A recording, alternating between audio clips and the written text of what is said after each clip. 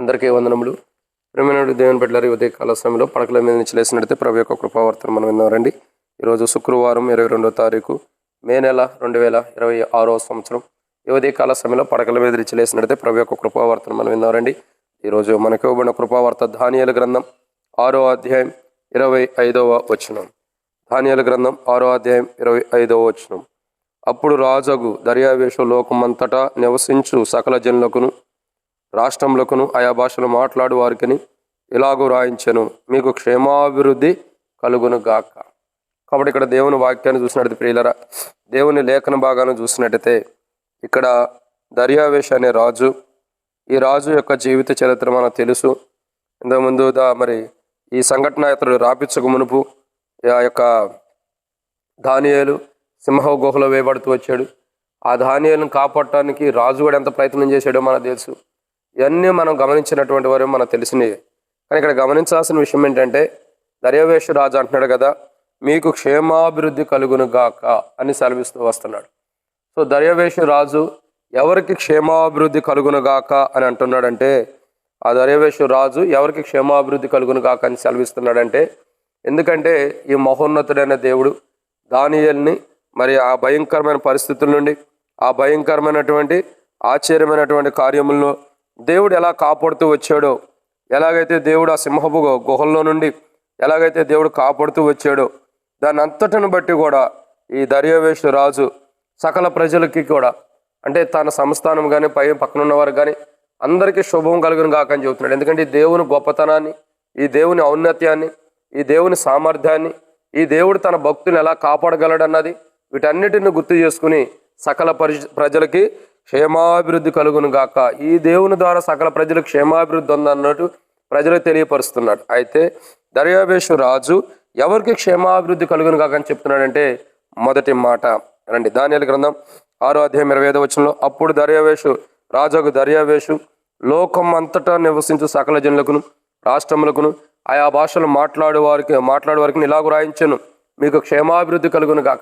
So మొట్టమొదటిగా ఎవరికి క్షేమాభివృద్ధి కలుగును గాక అన్నాడంటే, సకల జనులకు, అంటే తన సంస్థానంలో ఉన్న సకల జనులందరికి కూడా క్షేమాభివృద్ధి కలుగును గాక అంటున్నాడు. ఎందుకంటే మనిషిని కాపాడే దేవుడు ఉన్నాడు. ఆయన సింహాలు నోళ్లను మూయించిన దేవుడు ఉన్నాడు. సింహపు నోళ్లను కూడా మూయించగలిగే సామర్థ్యం కలిగిన దేవుడు ఉన్నాడు. భూమి మీద తన భక్తుల్ని కాపాడుకోవడానికి పరమందు దేవుడు నివసించే దేవుడు ఉన్నాడు. కాబట్టి భూమి మీద ఉన్న ప్రతి మనిషి అంటే సకల జనులందరికి కూడా క్షేమాభివృద్ధి దేవుని ద్వారానే జరుగుతుంది. ఆ మహోన్నతుడైన దేవుడు దానియేలు యొక్క దేవుడి ద్వారా సకల జనులకి క్షేమాభివృద్ధి కలుగునుగా అని సెలవిస్తూ వస్తున్నాడు. రెండోదిగా చూసినట్లయితే ఎవరికి క్షేమాభివృద్ధి కలుగును గాక అంటున్నాడంటే, దానియేలు గ్రంథం 6వ అధ్యాయం 25వ వచనంలో ఇక్కడ రాయబడుతున్నమాట, రాష్ట్రములకు, అంటే రాష్ట్రములు ఏదైతే ఒక దేశంలో రాష్ట్రాలు ఉంటాయో, ఏదైతే ఒక దేశంలో రాష్ట్రాలుగా విభజించబడి ఉంటాయో, ఒక మాటలో చెప్పాలంటే ఆయా ప్రాంతంలో ఉండేవారు, ఆయా మనుషులు, ఆయా మనస్తత్వాలు కలిగిన వారు, ఆయా విధానాల్లో ఉన్నటువంటి ప్రజలు, వేరు ప్రాంతాల్లో ఉన్నటువంటి ప్రజలు, వీళ్ళందరూ కూడా సెలవిస్తూ వస్తున్నాడు. ఏమని అంటున్నాడంటే, మీకు అందరికి క్షేమాభివృద్ధి కలుగును గాక. సకల జనులకు చెబుతున్నాడు, ఆయా రాష్ట్రాల్లో ఉండేవారికి కూడా చెబుతున్నాడు, మీ అందరికి కూడా క్షేమాభివృద్ధి కలుగును గాక. ఎందుకు ఈ మాట చెబుతున్నాడంటే, దానియేలు దేవుడు, ఆయన నిజమైన దేవుడు, ఆయన ప్రజలను కాపాడగలడు, ఆయన ప్రజలను బ్రతికించేవాడు, తన భక్తుల కొరకై ఏమైనా చేయడానికి సమర్థుడు.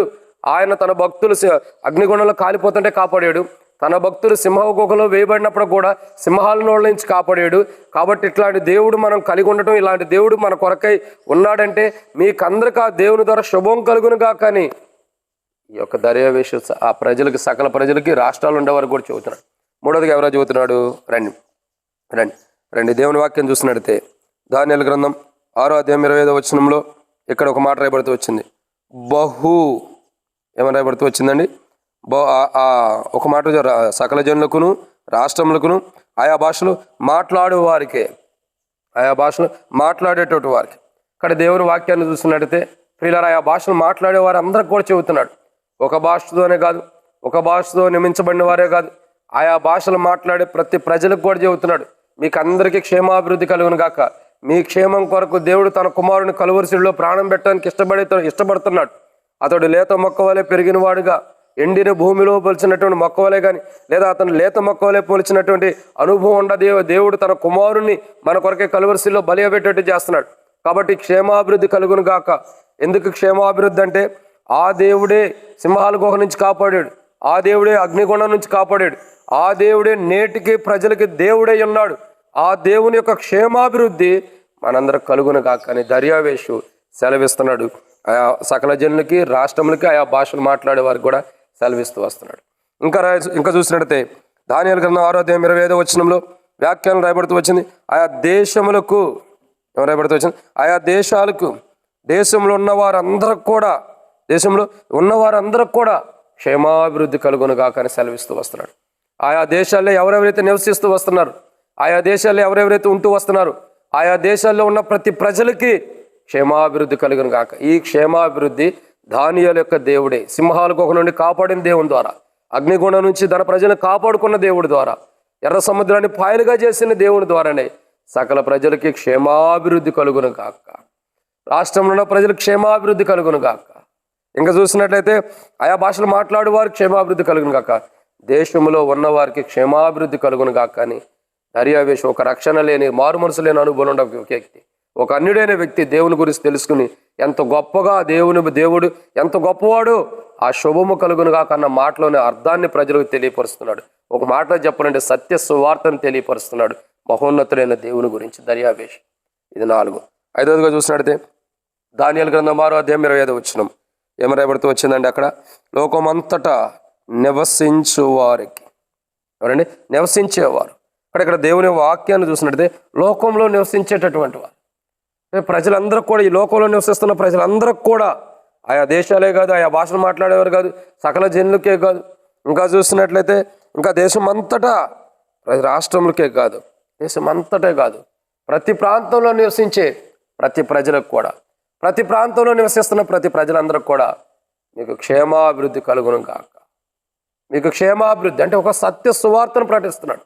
మీకు క్షేమాభివృద్ధి ఎలా కలుగుతుందంటే మహోన్నతుడైన దేవుని ద్వారానే, ఆయన కలువరిశిలో ప్రాణం పెట్టి చనిపోయి తిరిగి లేటం ద్వారా, ఆయన మరణ భూస్థాపన పునరుద్ధానం ద్వారా, ఆయన కలువరిశిలో పెట్టినటువంటి ప్రాణం ద్వారా సకల జనులకి క్షేమాభివృద్ధి కలుగుతుంది. ఈరోజు మన ఆత్మకి క్షేమాభివృద్ధి కలగాలంటే, మన జీవితాలకు క్షేమం ఉండాలంటే, మన ఆత్మీయ జీవితం క్షేమం ఉండాలంటే, ఆనాడు దర్యావేషు ఏ దేవుని ద్వారా క్షేమాభివృద్ధి కలుగుతుందని తెలుసుకున్నాడు, ఏ దేవుని ద్వారా అయితే క్షేమం ఉంటుందని తెలుసుకున్నాడు, ఏ దేవుని ద్వారా అయితే మనం కాపాడబడతామని తెలుసుకున్నాడు, ఆ దేవుని బట్టి సకల జనులకి, రాష్ట్రాలకి, దేశంలో ఉన్నవారికి కానీ, నివసించే వారికి కానీ, ఇంకా చూసినట్టు ఆ భాషలు మాట్లాడేవారికి కానీ ఈ దేవుడే క్షేమాభివృద్ధి కలుగు చేయగలిగిన వాడని చెప్తున్నాడు. ఎందుకంటే నేను చూసా, తన ప్రజలకు ఆయన క్షేమాభివృద్ధి కలుగు చేస్తున్న విధానాన్ని చూసా అని. ఒక అన్యుడు, రక్షణ లేనివాడు దేవుడు ఎలా క్షేమాభివృద్ధి కలుగు చేస్తాడు తెలుసుకుని సకల ప్రజలకి సువార్తను ప్రకటిస్తున్న వాడు ఉన్నాడు. ఈరోజు మన జీవితాల్లో కూడా మన జీవితాల్లో గమనించాల్సింది ఏంటంటే, ఆనాడు దర్యావేషు ఏ దేవుడిని తెలుసుకున్నాడు, ఇప్పుడు మనం కూడా తెలుసుకోవడానికి ఆ దేవుణ్ణి మన ప్రభువైన యేసు ప్రభువు కలువరిశిలో ప్రాణం పెట్టి చనిపోయి తిరిగి లేచాడు. ఆయన మరణ భూస్థాపన పునరుద్ధానం ద్వారా మన జీవితాల్లో నిజమైన దేవుడిని తెలుసుకుని మనకి క్షేమాన్ని ఇచ్చే దేవుడు, మనకి క్షేమాన్ని కలుగు చేసే దేవుడు, మన ఆత్మ క్షేమాన్ని కలుగు చేసే దేవుడు, మన ఆత్మ నిత్య నరకంలో కాలిపోకుండా క్షేమాన్ని కలుగు చేసే దేవుడు తన కుమారుని కలువరిశిలో ప్రాణం పెట్టి చనిపోయి తిరిగి లేచేదారు చేసి, ఆ కుమారుని యొక్క మరణము ద్వారా మన ఆత్మకి, మన జీవితాలకు కూడా క్షేమాన్ని కలుగు చేసినందుకై ప్రభు కృతజ్ఞత చెల్లిస్తూ, ఇంకా క్షేమాభివృద్ధి ఎవరికి లేదు, ఆ అనుభవంలోకి ఎవరు రాలేదు, దేవుని ద్వారా క్షేమాభివృద్ధి కలిగినటువంటి అనుభవంలోకి ఆయన కలువరిశిలో రక్తం ద్వారా కడగబడినట్లు మనం ప్రార్థన చేసుకున్నాం.